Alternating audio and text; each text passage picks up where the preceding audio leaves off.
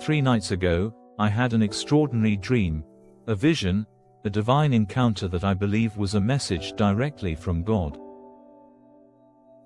In this dream, the Lord spoke to me in an audible voice. His words were clear and unmistakable. These are the final years of peace for humanity. Immediately, I understood the gravity of his words.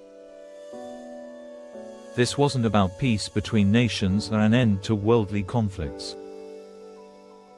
No, this was about the spiritual timeline of our world, the preparation for the rise of the Antichrist, and the beginning of great tribulation for the church and all believers.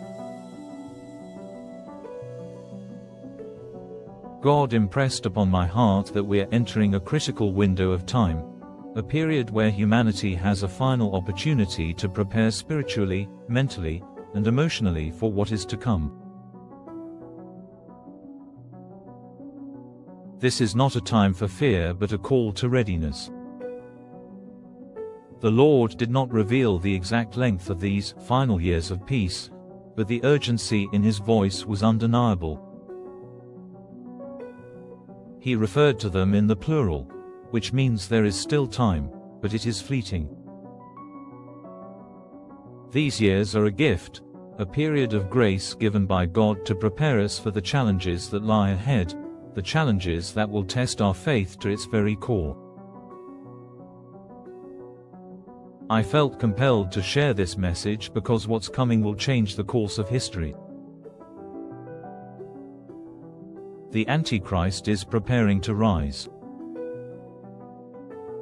Behind the scenes, systems are being put into place to facilitate his reign. These years of peace are not only a time for us to prepare, but also a time when the forces of darkness are setting the stage for the final act. Look around: technological advancements, digital currencies, global systems of governance, and even subtle shifts in religious ideologies are all converging. These developments may seem disconnected, but they are part of a greater plan to unify the world under one system, one government, one economy, and eventually, one world religion. The Lord made it clear to me that we must remain vigilant. The digital IDs being implemented in many countries are an example. While these technologies are not inherently evil, they are laying the groundwork for systems that will make it easier to enforce control, especially for those who will not align with the coming regime.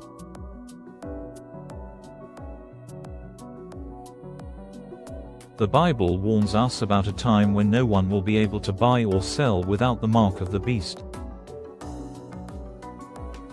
We see this preparation happening now. The rise of cashless economies, digital currencies, and centralized data collection are all steps toward a system that will demand absolute allegiance. But let me be clear, these technologies themselves are not the mark of the beast.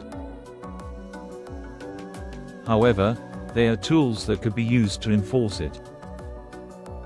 As Christians, we must ask ourselves, are we prepared to stand firm in our faith when faced with the ultimate test?